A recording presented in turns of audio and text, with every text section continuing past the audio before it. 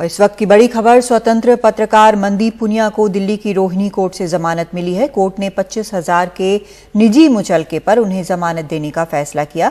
मनदीप पुनिया को दिल्ली पुलिस ने 31 जनवरी को सिंघू बॉर्डर से गिरफ्तार किया था। उन पर पुलिस से बदसलूकी करने और प्रदर्शनकारियों को भड़काने का आरोप था।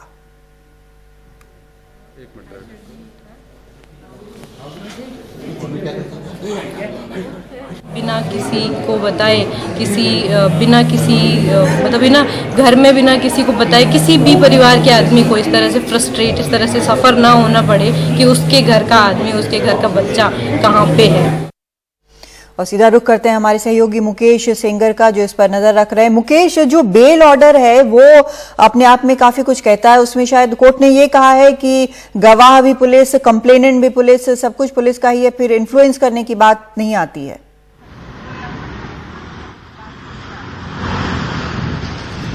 देखिए, कल से मनदीप पुनिया की बेल पर लगातार सुनवाई हो रही थी और आज के लिए कोर्ट ने अपना ऑर्डर रिजर्व कर लिया था। तो आज कोर्ट ने ऑर्डर दिया है। ऑर्डर में साफ तौर पर लिखा हुआ है, एक नियम है, ऐसा कोर्ट ने लिखा। और कोर्ट ने ये भी इसमें लिखा हुआ है कि इसमें गवाह भी पुलिस है और पुलिस द्वारा केस दर्ज किया गया है। ऐसे में नहीं लगता कि मनदीप पुनिया जो है किसी तरह से जांच को प्रभावित करेंगे। और इन्हीं सब बातों को ध्यान में रखते हुए कोर्ट ने उनको बेल दे दी है। उन पर आईपीसी के सेक्शन 186, 323 और 332 के तहत मामला दर्ज किया गया था। आरोप ये था कि मनदीप पुनिया ने ड्यूटी के दौरान सिंघू बॉर्डर पर पुलिस वालों से बदसलूकी की और बाद में पुलिस वालों के साथ मारपीट की। उसके बाद 30 जनवरी को मनदीप पुनिया को दिल्ली पुलिस ने गिरफ्तार कर लिया था। तब से वो तिहाड़ जेल में है। उनका परिवार लगातार ये कोशिश कर रहा था कि मनदीप पुनिया को बेल मिल पाए, लेकिन आज सुनवाई के बाद कोर्ट ने उनको बेल दे दी है। तो अब उम्मीद की जा रही कि आज देर रात तक या फिर कल उन्हें वो जेल से रिहा हो जाएंगे। सबसे बड़ी बात यह है कि इस गिरफ्तारी के बाद तमाम जो बुद्धिजीवी वर्ग हैं, पत्रकार संगठन हैं, वो लगातार दिल्ली पुलिस की कार्रवाई का विरोध कर रहे थे, उनकी आलोचना कर रहे थे और कहीं न कहीं जो कार्रवाई है उसको सवालों के कटघरे में खड़ा कर रहे थे। उसके बाद दिल्ली पुलिस ने सफाई दी कि मनदीप पुनिया को इसलिए गिरफ्तार किया गया था कि मनदीप पुनिया के पास कोई आई कार्ड नहीं था ड्यूटी के दौरान और वो पुलिस वालों से वसूली कर रहे थे। तो फिलहाल एक बड़ी राहत की बात है मनदीप पुनिया के परिवार के लिए कि उनको कोर्ट ने बेल ग्रांट कर दी है और उम्मीद की जा रही कि आज देर रात तक या फिर कल वो जेल से रिहा हो जाएंगे। जी कोई शर्त भी रखी गई है मुकेश? देखिए, कोर्ट ने तमाम शर्तें रखी हैं जिस तरह जो हर बेल बॉन्ड में होती हैं। ये कहा गया है कि वो देश नहीं छोड़ सकते हैं। जब भी उनको जो इन्वेस्टिगेटिंग ऑफिसर बुलाएगा तब वो जाएंगे, अपना पासपोर्ट सरेंडर करेंगे। इस तरह की तमाम जो बातें हैं वो कोर्ट ने बेल ग्रांट करते समय अपने आदेश में लिखी है। और ये भी कहा है कि मनदीप पुनिया जो है लगातार जो जांच अधिकारी हैं उनकी जांच में कोऑपरेट करेंगे। तो 25,000 के निजी मुचलके पर कोर्ट ने उनको बेल ग्रांट कर दी है और यही उम्मीद की जा रही कि उनका परिवार जो लगातार उनके बाहर निकलने का इंतजार कर रहा था, उनका जो इंतजार है वो खत्म होगा और आज देर रात तक या फिर कल तक मनदीप पुनिया जेल से बाहर आ जाएंगे। जी, बहुत शुक्रिया आपका मुकेश इस पूरी जानकारी के लिए। तो जैसा मुकेश बता रहे हैं कि 25,000 के मुचलके पर रोहिणी कोर्ट ने जमानत दी है और ये जमानत मिलने के बाद जो कोर्ट है उसने कहा है कि यहाँ पर शिकायतकर्ता भी पुलिस है और गवाह भी पुलिस वाले हैं, इसलिए किसी भी तरह प्रभावित करने की कोई बात नहीं है। इस गिरफ्तारी को लेकर कई सवाल उठे थे और काफी विरोध किया गया था पत्रकारों की तरफ से कि अपना काम करते वक्त इस तरह से कार्रवाई की गई है दिल्ली पुलिस के द्वारा। लेकिन अब बेल जो है, जमानत जो है वो मिल गई है और उम्मीद ये की जा रही है कि ऑर्डर एक बार जेल पहुंच जाता है, वहां से आज देर शाम या फिर कल सुबह रिहाई मनदीप पुनिया की हो सकती है। और इस सब के बीच दिल्ली बॉर्डर पर किसानों के प्रदर्शन स्थलों को कल किले में तब्दील कर दिया गया। पुलिस ने वहां सुरक्षा कड़ी कर दी है और बैरिकेड की संख्या बढ़ा दी है। नए कृषि कानून के खिलाफ प्रदर्शन कर रहे प्रदर्शनकारियों की आवाजाही को और सीमित करने के लिए पुलिस प्रशासन ने कड़ा कदम उठाया है। पुलिस की देखरेख में मजदूरों को सिंघू बॉर्डर पर मेन हाईवे के पास सीमेंट के 2 बैरियर के बीच आयरन रॉड उनके जरिए लगवाई गई है। किसानों को रोकने के लिए सड़क पर कील लगी भी नजर आ रही है। गाजीपुर बॉर्डर का हाल भी कुछ ऐसा ही है, जहां कई स्तरीय बैरिकेड लगाने के साथ लोगों को पैदल चलने से रोकने के लिए कटीले तार भी लगाए गए हैं। इस बीच आंदोलन कर रहे किसानों ने 6 फरवरी को देश भर में प्रदर्शन का ऐलान किया है। उस दिन किसान दोपहर 12 बजे से दोपहर 3 बजे तक रोड ब्लॉक करेंगे, चक्का जाम करेंगे। और टिकरी बॉर्डर पर तमाम परेशानियों और दिल्ली में दाखिल होने से रोकने को लेकर पुलिस के किए गए इंतजाम भी किसानों के हौसले को पस्त नहीं कर पा रहे। वहां के किसानों से बात की है हमारे संवाददाता परिमल कुमार ने। इस वक्त हम टिकरी बॉर्डर पर हैं और हमारे साथ कुछ किसान हैं जो यहाँ से जुड़ रहे हैं। उनसे बारी बारी करके बात करने की कोशिश करते हैं। बहुत सारे इंतजाम किए हैं दिल्ली पुलिस ने, कीलें लगाई हैं, कंटेनर है, ट्रॉला है, बड़ा बड़ा सीमेंटेड ब्लॉक्स है। क्या कहेंगे, कुछ हौसले में कमी आई है? ऐसे कील कर करके और कंक्रीट बड़े बीम पर और मतलब ट्राले सड़क में रोक कर ये जरा काम कर रही है सरकार, ये बिल्कुल गैर कानूनी है, गैर संवैधानिक है और किसानों का जरा जमहूरी राइट है, जरा मनुखी अधिकार की उल्लंघना कर रही है सरकार। इसलिए वो काम जो कर रही है ये दुरुस्त नहीं कर रही है। इसकी सख्त शब्दों संयुक्त मोर्चा निखेधी कर दें। हौसले बुलंदा सरकार जो मर्जी कर ले, पत्थर लगा दे, पिलर लगा दे, जो सरगे लगा दे, ये हमारे हौसले को तोड़ नहीं सकती। ये जी सरकार बखलाई हुई है, वो डरी हुई है, इसलिए जो ये नाके लगा रही है ते सड़कों को पाट रही है। ये सरकार हौसले में कोई कमी है? साढ़े हौसले ਜਿਹੜੇ पूरे आ जब असी नाका अजे तोड़ना नहीं, शांतमई घोल चल रहा हैगा ते सरकार इस गल तो बखलाई है। संयुक्त मोर्चा ये जी काम कर रही है सरकार, इसकी निखेधी करता है। कोई कमी नहीं आएगी हमारे हौसले, चाहे सरकार द्वारे निकाल दे, कुछ निकाल दे, हम ये मोर्चा जीत कर जाएंगे। चाहे इसके लिए 6 महीना लगे, साल लगे, 2 साल लगे, कोई इसमें कमी नहीं आएगी। दोलन में दोलन पीसफुल होगा और जनता घर से बहुत शानदार तरीके से आ रही है। अब तो गाँव से 10-10 आदमी आ रहे, हफ्ते बाद फिर आएंगे 10। ऐसे में कोई कमी नहीं आएगी दोलन में, ना खाने पीने की, ना शासन भंग नहीं होगा। बिल्कुल, चाहे जी ये रोड जाम कर लेन, चाहे ये जो मर्जी कर लेन, साडा मकसद सिर्फ जित के 3 काले खून वापस कराउणा है। जो हौसला 26 नवंबर ਨੂੰ ਅਸੀਂ ਇਹ ਲੈ ਕੇ ਆਏ ਸੀਗੇ, ਉਹੀ ਹੌਸਲਾ ਸਾਡੇ ਦੇ ਵਿੱਚ ਅੱਜ ਹੌਸਲਾ ਤੇ ਉਤਸ਼ਾਹ ਆ। ਇਹ ਕਾਲੇ ਕਾਨੂੰਨ ਰੱਦ ਕਰਾਏ ਤੋਂ ਬਿਨਾ ਅਸੀਂ ਨਹੀਂ ਜਾਵਾਂਗੇ। ਚਾਹੇ ਇੰਟਰਨੈਟ ਸਪਲਾਈ ਬੰਦ ਕਰ ਦੇਣ, ਚਾਹੇ ਪਾਣੀ ਦੀ ਸਪਲਾਈ ਬੰਦ ਕਰ ਦੇਣ, ਚਾਹੇ ਸਾਡੇ ਖੂਨ ਦੀ ਸਪਲਾਈ ਵੀ ਬੰਦ ਹੋ ਜੇ, ਤਾਂ ਵੀ ਅਸੀਂ ਇਸ काले कानून रद्द कराए तो बिना ਅਸੀਂ वापस नहीं जावांगे। सरकार अपना जोर लगा ले, हम अपना जोर लगाएंगे। ठीक है, बहुत शुक्रिया हमसे बात करने के लिए। टिकरी बॉर्डर से परिमल कुमार, NDTV इंडिया। और गाजीपुर बॉर्डर पर भी हर तरफ बैरिकेडिंग है और पुलिस के सख्त इंतजाम है, लेकिन इन सब के बीच यहां मौजूद किसान इन पाबंदियों से बेपरवाह नजर आ रहे हैं। गाजीपुर बॉर्डर पर राकेश टिकैत की ये तस्वीर कुछ ऐसा ही बयान कर रही है, जहां पर बैरिकेड्स लगे हुए हैं, 144 धारा लगी हुई है, लेकिन ये यहां पर ही बैठकर खाना खा रहे हैं। चेतावनी है ऊपर, चेतावनी भेज दो, बेटा मैं क्या उल्लंघन कर रहा। चलो चलो बहुत बढ़िया।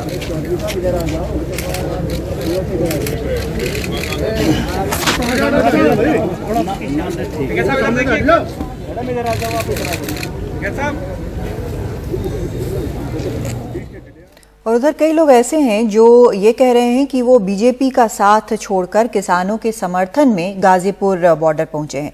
ऐसे ही कुछ लोगों से बात की हमारे संवाददाता रविशंकर शुक्ला ने। गाजीपुर बॉर्डर पर धरना अभी भी चल रहा है और आप देख सकते हैं कि बड़ी तादाद में गाजीपुर बॉर्डर पर लोग मौजूद हैं। पश्चिमी उत्तर प्रदेश, उत्तरांचल और अलग अलग जगहों से यहाँ पर लोग लगातार आ रहे हैं। मेरे साथ ये 2 लोग हैं जो काफी खास हैं। आशीष मिश्रा जी हैं जो कि सीतापुर से हैं और प्रबल प्रताप सिंह शाही जी हैं जो कि गोरखपुर से हैं। हम इन दोनों लोगों से बात करते हैं कि आखिर ये लोग अपने आप को ये भी कहते हैं कि हम बीजेपी में थे, लेकिन किसानों के चलते हमने बीजेपी को, पार्टी को छोड़ा। अच्छा, आप बीजेपी में थे सीतापुर में जी। आपका कहना है कि किसान के मुद्दे पर आपने बीजेपी को छोड़ दिया। अच्छा, तो ऐसा क्या रहा आखिर, क्यों बीजेपी की नीतियां आपको लगती है किसानों के साथ जो अत्याचार, उनको बताना देशद्रोही, जो जय जवान जय किसान का जो नारा देते थे उन्हीं को देशद्रोही कहना सबसे शर्मनाक घटना है। लोकतंत्र में गणतंत्र दिवस न मनाने देना, इससे बड़ी शर्म की बात नहीं होती थी। इसीलिए मैंने 19 तारीख को भारतीय जनता पार्टी को छोड़ने का निर्णय लिया अपने समर्थकों के साथ में। अच्छा, आपने शाही जी क्यों छोड़ दिया? मैंने 9 जनवरी को यहाँ आके छोड़ा था, यहीं से इस्तीफा दिया, यहीं से इस्तीफा भेज दिया। देखिए, पहले तो कृषि कानूनों में जिस तरीके से इन्होंने प्रावधान किए हैं वो सारे के सारे कॉर्पोरेट के फायदे के लिए हैं और किसानों के खिलाफ हैं। एक तो जो मंडियों में नई मंडियां ला रहे हैं, उन मंडियों से किसानों को उपज नहीं मिलने वाली आने वाले भविष्य में, और दूसरा जो आवश्यक वस्तु अधिनियम में संशोधन किया है उससे अनलिमिटेड स्टॉकिंग जो हो गया, सीमित भंडारण, उससे आने वाले समय में सबसे महंगाई की मार अपने मिडिल क्लास यानी मध्यम वर्ग के लोगों को होने वाला है, और पीडीएस सिस्टम भी आने वाले समय में जो गरीबों को मिलने वाला वो भी खत्म हो। दूसरी जो अमर्यादित भाषा का प्रयोग, अपमानजनक भाषा का प्रयोग भारतीय जनता पार्टी के लोगों ने किया, वो भी मुझे ठीक नहीं लगा। और दूसरा ये कहना चाहता हूँ कि भारतीय संस्कृति का वाहक किसान होता है, और किसान का अपमान कहीं न कहीं भारतीय संस्कृति और दर्शन का अपमान है जो भारतीय जनता पार्टी कर रही है। तो निश्चित तौर पर यहाँ भी जो गाजीपुर बॉर्डर में है राकेश टिकैत, वो भी 28 तारीख को यहाँ से शांतिपूर्ण तरीके से गिरफ्तारी देने वाले थे, लेकिन इसी मुद्दे पर वो भी अड़ गए, और उनका भी ये कहना था कि जो बीजेपी के यहाँ पर 2 विधायक हैं उन्होंने अपने समर्थकों समेत यहाँ पर वो आए और उन्होंने किसानों के साथ में दुर्व्यवहार किया, तो इसी को लेकर वो भी अभी धरने पर बैठे हुए हैं लगातार। और अब देखना है कि आखिर सरकार और किसानों के बीच जो गतिरोध चल रहा है, जिसके बाबत तमाम सारी पुलिस खाई खोदी गई, कटीले तार लगा दिए गए, तो सवाल यही उठता है कि क्या किसानों की इस समस्या का हल पुलिस के पास में है या फिर सरकार को किसानों से बातचीत करनी चाहिए।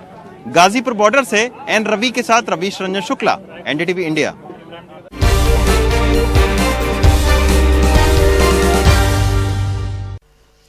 और इस वक्त खबर आ रही है कि 10वीं और 12वीं की परीक्षा की तारीखों का ऐलान हो गया है। ये सीबीएसई की परीक्षाएं हैं। आपको बता दें कि 4 मई को 12वीं की जो परीक्षा है वो अंग्रेजी कोर की परीक्षा होगी, 5 को 12वीं की संगीत की परीक्षा, 8 मई को फिजिकल एजुकेशन का इम्तिहान, 12 मई को बिजनेस स्टडी का इम्तिहान, 13 मई को फिजिक्स का इम्तिहान, 19 मई को पॉलिटिकल साइंस का इम्तिहान, 10 जून को इतिहास का इम्तिहान होगा। ये 12वीं की डेट शीट है। हालांकि डेट शीट दोनों की ही 10वीं और 12वीं दोनों की आ चुकी है।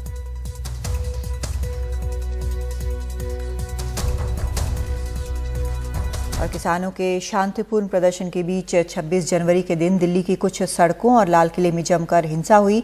हमारे संवाददाता सौरभ शुक्ला ने अर्जुन पुरस्कार विजेता पाल सिंह सिद्धू और द्रोणाचार्य अवॉर्डी कोच पाल सिंह से बात की है इस मामले पर। हम इस वक्त सिंगू बॉर्डर पर हैं, जब 26 जनवरी को जो लाल किले पर हुआ उसके बाद मायूसी का माहौल था, काफ़ी लोग वापस चले गए थे, लेकिन लोग वापस आने लगे हैं और उनका हौसला अफजाई करने वो लोग आए हैं जिन्होंने देश का नाम अंतर्राष्ट्रीय स्तर पर ऊंचा किया है।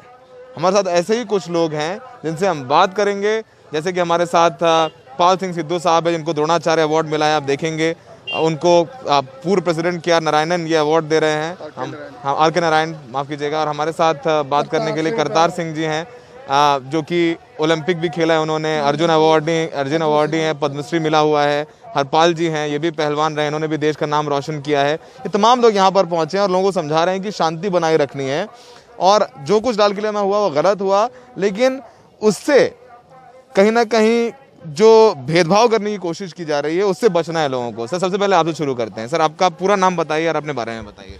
मैं Padma Shri Kartar Singh, IPS IG retired Punjab police और अर्जुन अवार्डी। मैं 3 ओलंपिक खेला हूँ, 80, 84, 88। जो 88 ओलंपिक थी उसका मैं झंडा आगे लाके चले, कैप्टन था मैं। आप कैप्टन थे ओलंपिक के कंटीजेंट के। सर वहाँ पर आपने देश का नाम रोशन किया, यहाँ पर आकर के आप क्या समझा रहे हैं लोगों को, क्या बता रहे हैं? बिल्कुल जी, मैं 21 बार का वेटरन वर्ल्ड चैंपियन है, तो हर टाइम हम जनगण मन बजती थी वहाँ जब भी झंडे चढ़ते थे। और 2 बार एशियन गेम्स का गोल्ड मेडलिस्ट, 1 बार सिल्वर।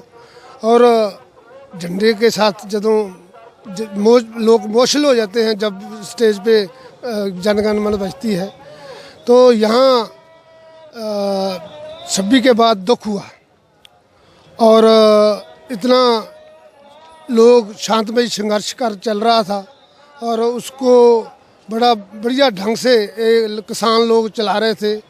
लेकिन 26 के दिन जो रास्ते से भटककर दूसरे रास्ते को लाल किले की तरफ चले गए तो बहुत मंदभागा था, क्योंकि 26 जनवरी हमारा बड़ा दिन होता है। सर आपने इतना देश का नाम रोशन किया, इतने लोगों को सिखाया है, आपके कर्णम मुल्लेश्वरी को आप सिखाए थे, उनके कोच थे, उन्होंने देश के लिए पदक जीता है। आप यहाँ पर आए हैं, किस भावना के साथ आए हैं, लोगों को क्या कह रहे हैं? मैं इस भावना के साथ आया हूँ कि जैसे मेरी अभी एज 81 हो गई है। हमने ज़िंदगी में बड़े संघर्ष देखे सुने, इतिहास में पढ़े, लेकिन ऐसा संघर्ष मैंने नहीं देखा और शायद ना ही देखूंगा। ऐसा संघर्ष शांतमय संघर्ष था। 26 जनवरी के दिन कुछ लोगों ने, उसमें हम बोल नहीं सकते, गवर्नमेंट, कुछ लोग इन्वॉल्व थे जिन्होंने वो शांतमय को तोड़ा। वो मंदभागा है, लेकिन फिर भी किसी ने तिरंगे की बेइज्जती नहीं की। मैं अपने टीमों को, लड़कियों को, लड़कों को लेकर 3 ओलंपिक में गया हूँ, वर्ल्ड चैम्पियनशिप में गया हूँ, एशियन गेम में, कॉमनवेल्थ गेम्स में, हर के गेम्स में हम मेडल लेकर आए हैं और तिरंगे को ऊपर चढ़ाया है। एक बार क्या हुआ कि हम सीडी लेकर जाना भूल गए अपने नेशनल एंथम की, तो हमने खुद नेशनल एंथम गाया और तिरंगे को ऊपर किया। तो ये तिरंगा है। मैं एक पंजाब को बिलोंग करता हूँ।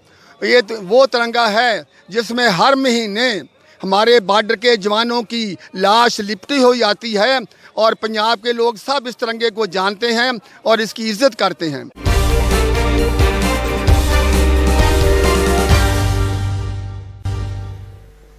क्या दिल्ली हर्ड इम्यूनिटी की ओर बढ़ रही है? दिल्ली सरकार का ताज़ा सीरो सर्वे इसकी ओर इशारा कर रहा है।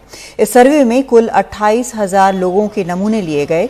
ये देश के किसी एक शहर का सबसे बड़ा सर्वे है। ये बात सामने आई कि अब तक 56.13% दिल्ली वालों में कोरोना की एंटीबॉडी बन चुकी है। दिल्ली में वैसे भी कोरोना केस लगातार कम हो रहे हैं। हालांकि दिल्ली सरकार का कहना है कि अब भी एहतियात बरतने की जरूरत है। राज्य के स्वास्थ्य मंत्री सत्येंद्र जैन का कहना है कि अब भी मास्क और सैनिटाइजर का इस्तेमाल जरूरी है। 1% लोग संक्रमित हो गए हैं और ये हर्ड इम्यूनिटी की तरफ जा रहा है, तो वैक्सीन से भी इतने ही लोग चेन ब्रेक करने की तरफ ही बढ़ते, तो मतलब क्या देखेगा? ये तो खैर एक्सपर्ट ही बता पाएंगे ज्यादा अच्छी तरह से आपको, परंतु मेरा ये मानना है कि हाँ, जो बिल्कुल आप जो कह रहे हैं हर्ड इम्यूनिटी की तरफ, जो पहले कहा जाता था, अब से 3-4 महीने कह रहे थे 50% पे शायद होगी या 60% पे होगी, तो उसके आसपास हम बढ़ रहे हैं। बिल्कुल सही बात है। कम्युनिटी स्प्रेड को लेकर क्या करेंगे? पहले ये तो देखो, मैंने पहले भी कहा था, 6 महीने पहले भी कहा था, केंद्रीय स्वास्थ्य मंत्री बता सकते हैं कि कम्युनिटी स्प्रेड हुआ या नहीं हुआ। कम्युनिटी में स्प्रेड तो है। अगर 56% लोग हो चुके हैं, 56% तो क्लियर है ना कि हो चुके हैं। आप उनसे क्वेश्चन पूछ लीजिएगा, मानते हैं नहीं मानते। और दिल्ली के सीरो सर्वे पर दिल्ली मेडिकल काउंसिल के अध्यक्ष डॉक्टर अरुण गुप्ता से बात की हमारे सहयोगी शरद शर्मा ने। दिल्ली मेडिकल काउंसिल के अध्यक्ष डॉक्टर अरुण गुप्ता मेरे साथ में हैं। सर, 56% लोगों के अंदर ये पाया गया है कि वो जाने अनजाने में संपर्क में आ चुके हैं कोरोना वायरस के। तो क्या हमें ये मान लेना चाहिए कि दिल्ली अब हर्ड इम्यूनिटी की तरफ बढ़ रही है या कहीं ना कहीं हर्ड इम्यूनिटी आ गई है लोगों में? देखिए, पहले ये बात समझना बहुत जरूरी है, हर्ड इम्यूनिटी होती क्या है। जब किसी एक पॉपुलेशन में काफ़ी लोगों के बीमारी के संपर्क में आ जाते हैं, उनके शरीर में एंटीबॉडीज बन जाते हैं और वो उस क्रिटिकल लेवल को टच कर जाते हैं ताकि बीमारी का आगे ट्रांसमिशन रुक जाए पॉपुलेशन, इसको हर्ड इम्यूनिटी कहते हैं। तो नॉर्मली मेडिकल साइंस में हम लोग 60 to 70% की बातें करते हैं। तो दिल्ली में अगर 56% की फिगर आ गई तो बहुत अच्छी बात है। ये मान कर लें कि 56% लोगों के शरीर में एंटीबॉडीज बन गई हैं जो कि बीमारी से रोकने की क्षमता रखती है। तो अच्छी बात है। अगर इस तरह हिसाब से अगर ये और आगे बढ़ती जाए, the moment we touch around 70%, तो अच्छी बात है। पर एज ए डॉक्टर मैं कहना चाहूंगा कि जो हर्ड इम्यूनिटी बनने के 2 तरीके होते हैं। एक नेचुरल इन्फेक्शन से बनती है, एक वैक्सीनेशन से बनती है। तो जो नेचुरल इन्फेक्शन से हर्ड इम्यूनिटी बनती है, उसमें प्रॉब्लम है कि जब इतने सारे लोगों को बीमारी होगी तो बहुत डेथ भी होंगी और बहुत से लोगों को लॉन्ग टर्म प्रॉब्लम्स भी होंगी और एडमिट, और हमारे हेल्थ केयर सिस्टम पे प्रेशर भी पड़ेगा। अगर वैक्सीनेशन से बनती है तो ज़्यादा अच्छा तरीका है, ज़्यादा लॉन्ग लास्टिंग इम्यूनिटी होती है और कम से कम लोग बीमार नहीं पड़ते। तो मुझे लगता है अगर आप दिल्ली में आधी पॉपुलेशन को अगर एंटीबॉडीज बन गए हैं तो आधी अभी भी बची हुई हैं। तो क्या मतलब आप ये कह रहे हैं कि अब दिल्ली वालों को चिंता करने की जरूरत नहीं है, और क्योंकि बहुत से लोग इसका मतलब ये भी समझेंगे कि मास्क वास्क पहनने की जरूरत नहीं है? नहीं, देखो, मैं नहीं बोलूंगा चिंता करने की जरूरत नहीं। हाँ, हम पहले से काफी बेटर हैं क्योंकि उस क्रिटिकल लेवल के पास पहुंच रहे हैं। पर यहाँ 2 बातें हैं। एक बात तो मान के चलिए, अगर आप 56% को लोग हो गए तो 44% लोगों को आज भी इम्यूनिटी नहीं है, तो एक्सपोज है। सेकेंडली 56% लोगों को इम्यूनिटी बनी है, तो उसका जो लेवल कितना है ये थोड़ा कई बार कहना मुश्किल होता है। क्या उस लेवल पे कि जहां आपको बीमारी रोक सकते हैं। तीसरा, जिन लोगों को इम्यूनिटी हो गई है उनको बीमारी तो नहीं सकती, पर वो स्टिल वो बैक्टीरिया वायरस उनके गले में हो सकता है, वो फैला सकते हैं। Still they can be carrier. तो अगर बन भी गई है सबको, तो प्रिकॉशन आज भी सबको तो नहीं रखने हैं। सबको मास्क पहनना है और सोशल डिस्टेंसिंग को मेंटेन करना है। दिल्ली से मैं शरद शर्मा, NDTV इंडिया। वैसे दिल्ली कोविड से भले उबर रही हो, लेकिन बर्ड फ्लू की वजह से लाल किले को अनिश्चित समय के लिए बंद कर दिया गया है। भारतीय पुरातत्व विभाग ने कल ही इसके लिए आदेश जारी किया। दरअसल इस इलाके को बर्ड फ्लू संक्रमित क्षेत्र घोषित किया गया है। इसके कारण लाल किले को भी अनिश्चित समय के लिए बंद किया गया है।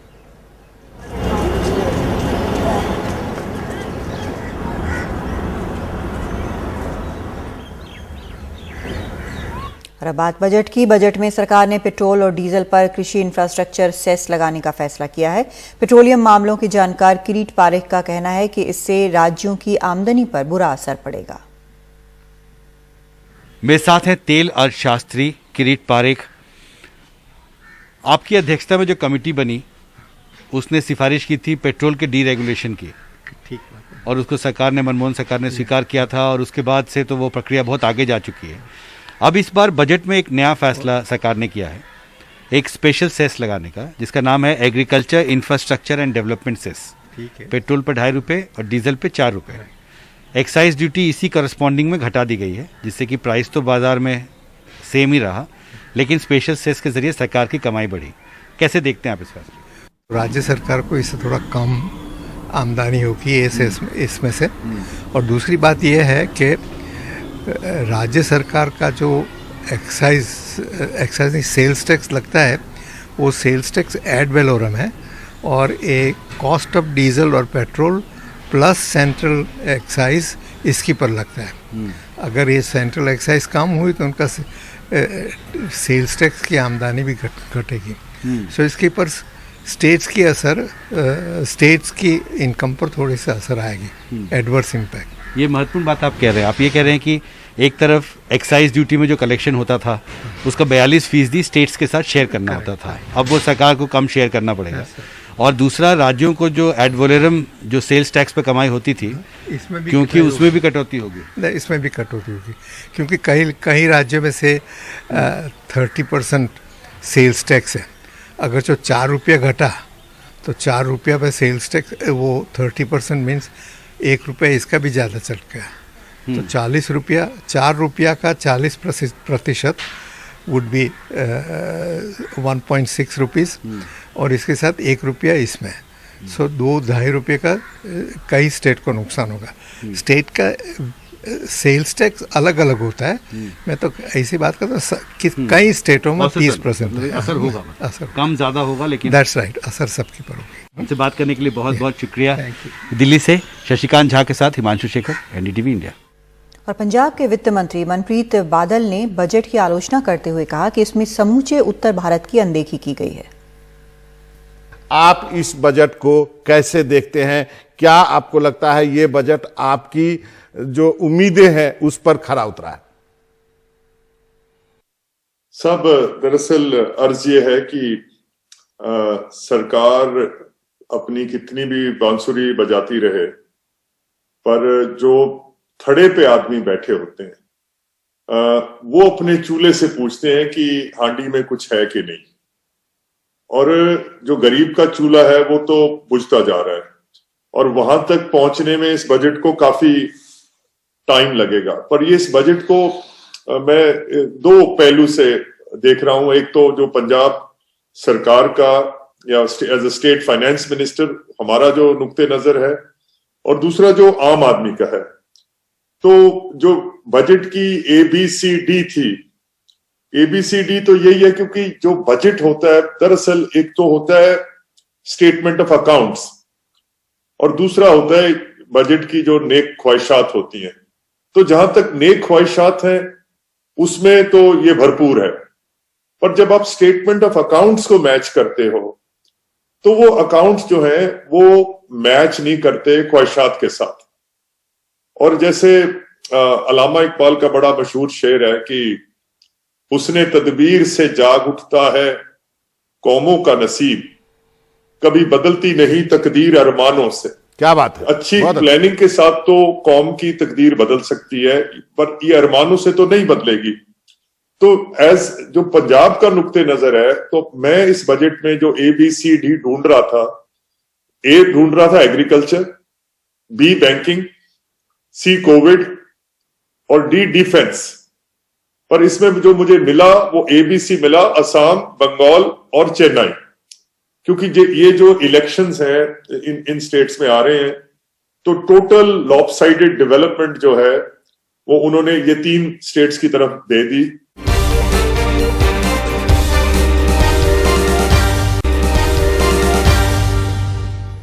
कानपुर की एक दिव्यांग महिला ने पुलिस पर सनसनीखेज आरोप लगाए हैं। आरोप लगाने वाली महिला का कहना है कि उसने अपनी लापता बेटी की तलाश करने के लिए लोकल पुलिस को डीजल भरवाने के नाम पर 10 से 15 हजार रुपए दिए हैं ताकि पुलिस 1 महीने से लापता उसकी नाबालिग बेटी की तलाश कर सके।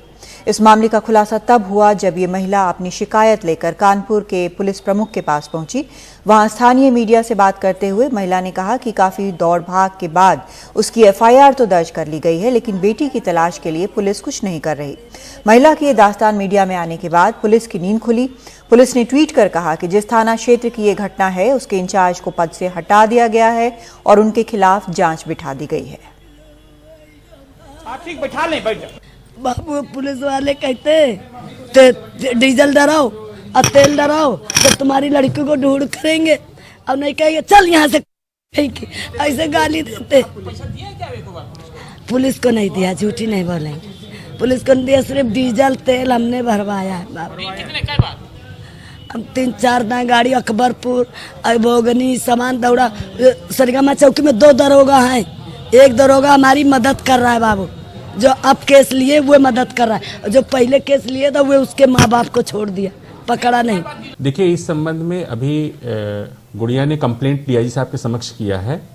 इस पे डीआईजी साहब ने तुरंत एक्शन लेते हुए उस दिव्यांग महिला को अपनी स्कॉट की जिप्सी से थाने पर भेजा है। थाना प्रभारी को निर्देशित किया गया है कि तत्काल इसमें एक अलग से टीम बनाएं और उसकी लड़की की शीघ्र बरामदगी करें, और जो उसके अन्य आरोप है उसके बारे में भी जांच कराई जाएगी। अगर इसमें कोई दोषी है तो निश्चित रूप से कार्रवाई होगी। जी, ये जो पूरी घटना है कानपुर के चकेरी क्षेत्र से संबंध रखती है।